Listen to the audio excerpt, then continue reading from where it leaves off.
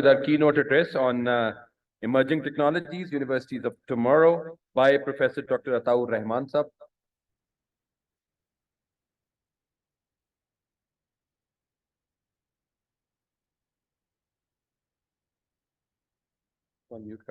So let's hear it from the Honorable Professor Dr. Ataur Rahman Sahab, the Professor, University of Karachi, sir. All yours, sir.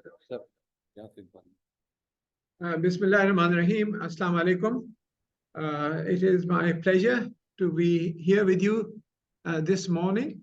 Honorable Rectors, Excellencies, fellow scientists, academicians, ladies and gentlemen. It's my privilege here to be here with you. And I'll be talking to you about the universities of tomorrow and how the emerging technologies that are coming up are impacting our lives and how do we prepare ourselves to tomorrow's challenges. So I will be sharing some slides, if I may, please.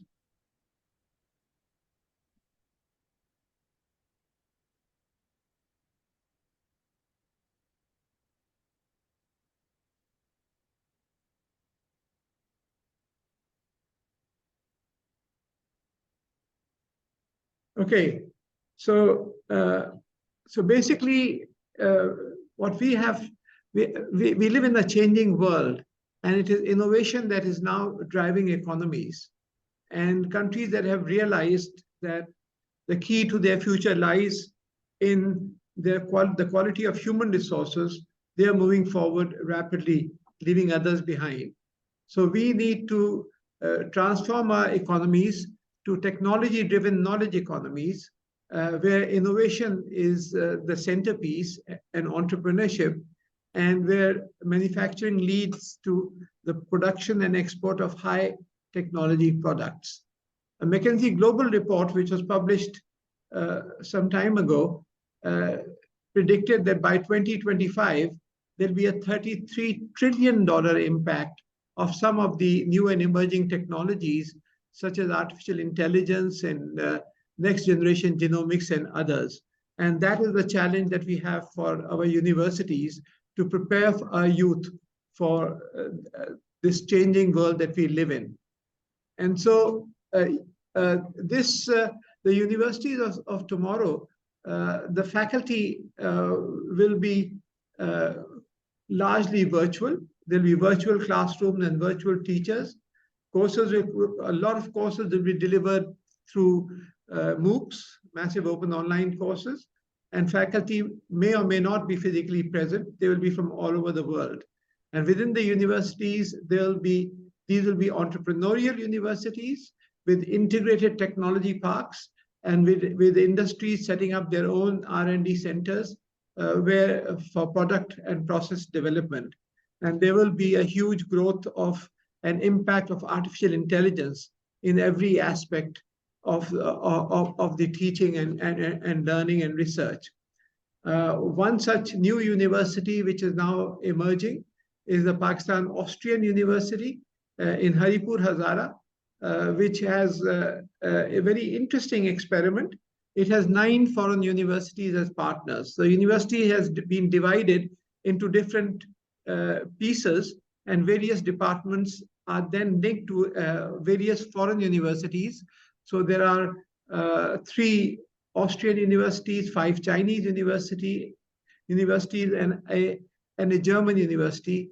Each university is fathering the development of one department, controlling the quality, the curriculum, the entire system of examinations, and eventually dual degrees will be offered.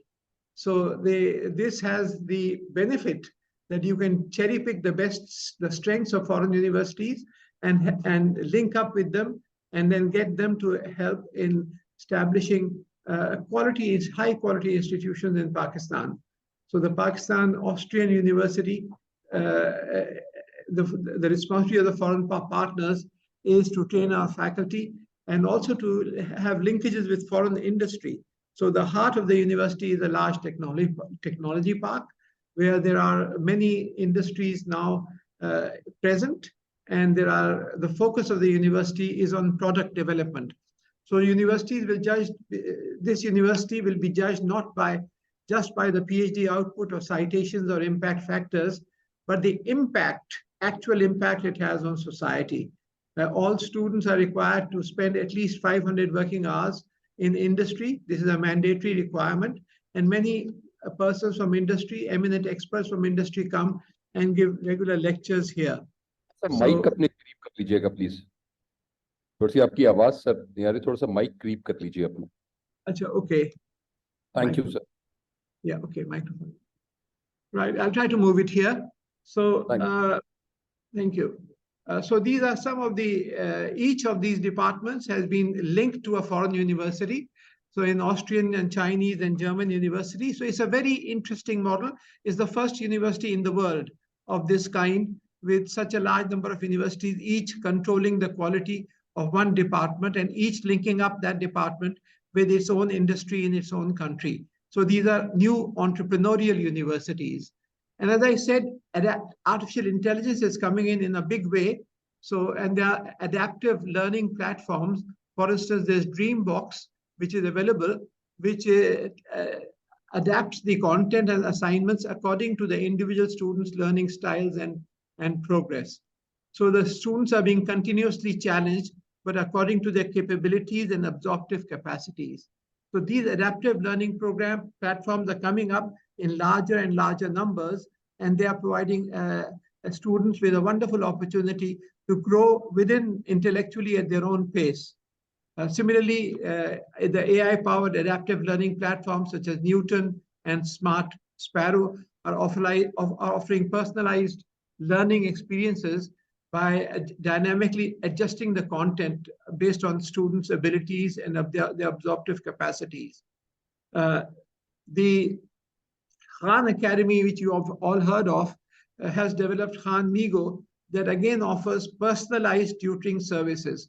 So in the universities of today already, some universities and the universities of tomorrow for certain, there will be a separate personal tutor for each student, which will help guide the student according to his own ability. Harvard University, for instance, has introduced a course this year where the AI instructor is linked to that student and is helping the student to grow at his own pace. There are companies such as Quantify have emerged, and they are offering large-scale AI-based tutors. So our universities can approach Quantify and have large-scale AI tutors helping students to grow at their own pace, as I said. Generative AI has come in. This is creative AI, and through this, all sorts of pieces of literature and software codes and music and other areas can be developed. For instance, Dectopus is there now, which can create fantastic presentations for you. Paper Digest can prepare summaries of academic papers within seconds. Litmaps is there for fast literature review. And similarly, Quillbot is there, which can rewrite and paraphrase articles for you in short time. We have all heard of GPT-4 formed by OpenAI or its competitor like Anthropic, which are now in widespread use. And the students can now transform a single sentence into images or videos or software codes or even to musical compositions. They can just ask what they want to be done, and there are these softwares available to do it for them. And this is just the beginning of a huge new revolution we are witnessing in the education era because of the integration of artificial intelligence within our systems. The code interpreter that is available helps to analyze visual data and extract text from images and editing videos. I've written an article in the news some time ago highlighting some of these new developments. Again, in the realm of research, you have tools such as Zotero and Mandali, which are able to manage citations and references and also organize references as well as generate citations. This is a list of various tools that are available today, which can assist researchers summarize academic articles, go through the literature, do paraphrasing for you, and all sorts of things. So there are a whole range of these tools which have become available, and their number and their power and ability is expanding rapidly. Along with this is the integration of distance education into normal programs, so that you can benefit not only from your own teachers, but also from the best in the world around. For instance, about 10 years ago, we at the International Center for Chemical and Biological Sciences at Karachi University had prepared an integrated version of MOOCs, massive open online courses, which provides 73,000 courses free of charge at school level, college level, and university level, which include Khan Academy, Coursera, Udacity, and a whole range of other sources of excellent material. The entire MIT OpenCourseWare is also available. So it is a very powerful tool. It is free, and we should be able to use it for improving our school, college, and university education. And with the advent of quantum computing, a new revolution is being now witnessed again, because AI is software, quantum computing is hardware. When the two mix, a huge new revolution in civilization itself is on the verge of occurring.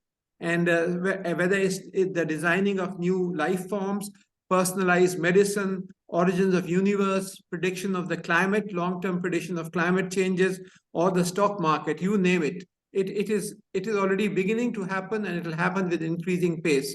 So we need to prepare our students for this new world of tomorrow.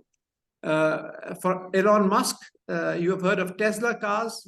Elon Musk has formed a company called Neuralink, through which brain implants, chips can be implanted in the brain to tackle various diseases, and potentially also for transfer of knowledge. That is something that is being aimed at.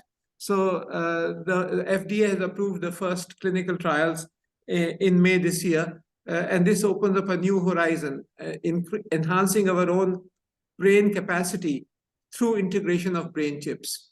So there are amazing technologies are coming up, and we need to prepare our students for these technologies of tomorrow. For instance, some scientists have taken the genes from the firefly, जो जुगनू के अंदर जो genes होते हैं, उनको they have put them into flowers, and lo and behold, you have luminescent flowers, or mushrooms and other plants can be created through the genes of the enzyme luciferase, which has been inserted there. The understanding and reversing the aging process is going on at an accelerating pace. So the process of aging is chemical, and chemical reactions many of them are reversible. So there are a number of compounds which have been discovered which not only slow down the aging process, but also reverse it. And these include resveratrol, nicotinamide, adenine dinucleotide, metformin, and curcumin.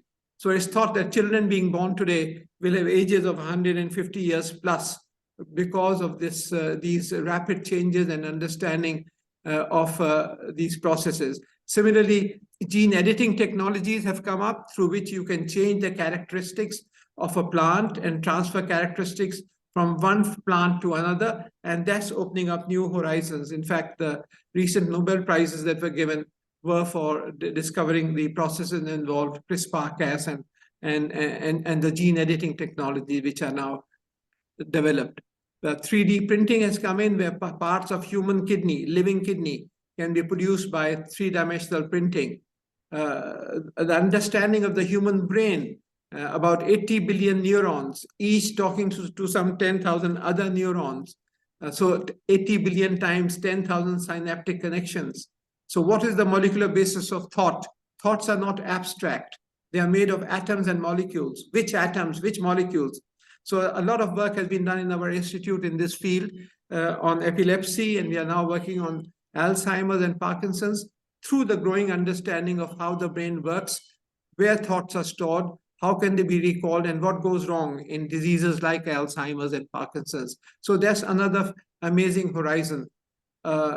Some scientists at Stanford have taken the stem cells derived from human brain neurons and put them into mice. And the result, lo and behold, are smarter mice, which are able to do things which normal mice cannot. So this is, So truth has become stranger than fiction. IBM has launched 2 subsidiary companies, IBM Watson Law Division and IBM Watson Medicine Division. And these are now, so if you have, these are based on high-level artificial intelligence, and they are solving many problems. So if you have a problem, a legal problem, you go to Watson Law, and they will be able to advise you at a fraction of the cost as would be taken by lawyers. The blind can see today with the tongue. These are devices. These have been developed by a US company in Wisconsin. And this lady is blind, and she has a little camera on her forehead. And this takes the optical images, which are converted into electrical images and passed onto this lollipop-like device, which the moment she puts it on her tongue, partial eyesight is restored. New materials have been discovered which can make you disappear. So Harry Potter's disappearing cloak is very much a reality, and these are being used for stealth purposes, for cloaking submarines, tanks, and so on. Intelligent materials are here, self-healing materials are here, and graphene, which is 200 times stronger than steel. Nobel Prize were given to the scientists who developed graphene. So this is the world of tomorrow, where truth, as I said, is indeed stranger than fiction. And we have, our universities have to prepare for this new world where things are changing at a mind-boggling rapidity. The whole field of nanotechnology has come up rapidly with bulletproof paper, with nanofiltration devices, nanomedicines. And we in our institute at the ICCBS have set up Pakistan's first center for nanotechnology, which is already fully operational. 3D printing, I mentioned, jet engines are being prepared by 3D printing. Electronic textiles are here. So you're wearing a dress, and you can just by a press of a button, you can change the design and color. So you can go tonight and look at this e-textiles, and you'll find many products available where hundreds of designs are stored within the textile materials. Similarly, energy, solar energy has come up in a big way. Normally, you can only convert light into electricity. But with the new types of cells, so-called photon-enhanced thermionic emission, PEAT cells, you can convert both heat and light into electricity, and they have now efficiencies of 50% plus. So this is again will revolutionize the way energy is produced in the future. So these are the kind of students that we have to train in our universities, which are familiar with these new horizons. And this is where the billions and trillions of dollars and cents are coming from and will come from in the future. And so education is intimately connected to commercial development. As Chairman HEC, we have, when I was the Chairman HEC and the chairman that followed me, we have brought major changes to the higher education sector. The landscape of higher education has changed considerably. A lot of it was possible because of the funding provided by President Musharraf at the time. And we invested primarily in sending our brightest men and women abroad to top universities and attracting them back through excellent salaries, tenure track system, up to $100,000 research grant for every returning student, establishment of a digital library to provide free access to some 65,000 textbooks and 25,000 journals, etc., with jobs on arrival. And the result has been one graph to show what has happened. I would show this one. This is Pakistan versus India, 2000 to 2020. So this is, Pakistan is green and India is purple. So, and this is number of international publications in impact factor journals per capita, per 10 million individuals. And as you see, Pakistan, on your left side, Pakistan was about 400% behind India. But then this change started occurring. And over the years, with all this PhD level faculty coming back and with research being promoted, we overtook India, and we are now about 10 or 15% ahead of India in per capita. Of course, in actual numbers, we are about six-fold behind, but on a per capita basis, we were fourfold behind, but now we are a little ahead of India, which is no small achievement. And this has been applauded I was also the Minister of IT at one time, and so we introduced the national IT policy, and so a number of steps were taken at that time, which has helped, for instance, placing Pakistan's first satellite in space. The digital library program was started, the mobile phone expansion through bringing in calling party pay regime, and many other steps. And these have been internationally applauded. Professor Michael Rode, the chairman of the UN Commission Science, Technology and Development, said that there's no other country which has made such rapid progress in such a short period of time. And Thomson Reuters 2016 compared Pakistan with Brazil, Russia, India, and China, and concluded that Pakistan has emerged as a country with the highest percentage of highly cited papers that are coming out. And India became concerned. A cabinet meeting was held at that time in 2006, and India then decided to change its UGC and establish the HECI, Higher Education Commission of India, modeled according to our systems. There have been excellent reports about what has happened in Pakistan in the higher education sector. So a good beginning has been made, but still a long way to go. So World Bank, USAID, British Council, and Nature has published 4 editorials about what has happened, again, applauding these developments.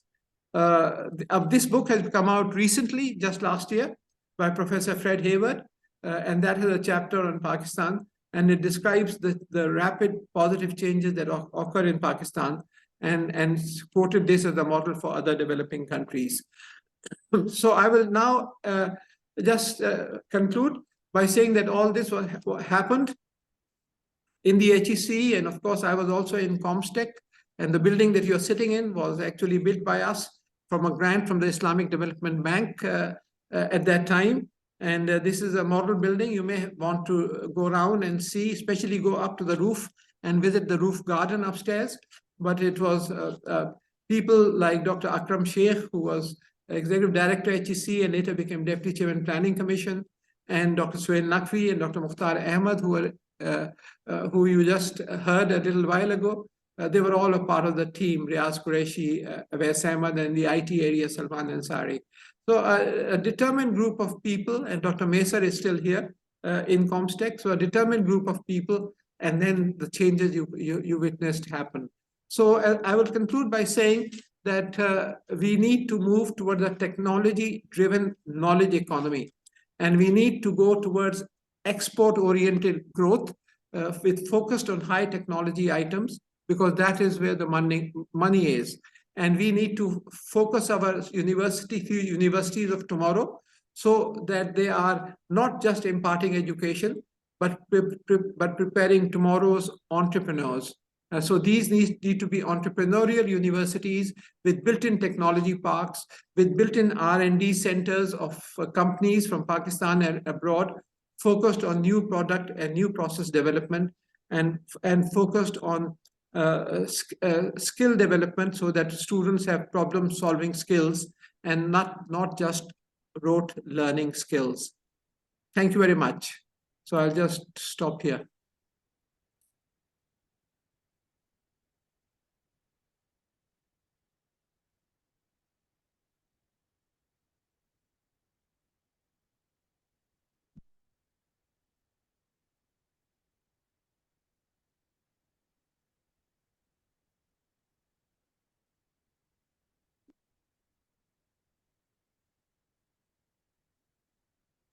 Okay.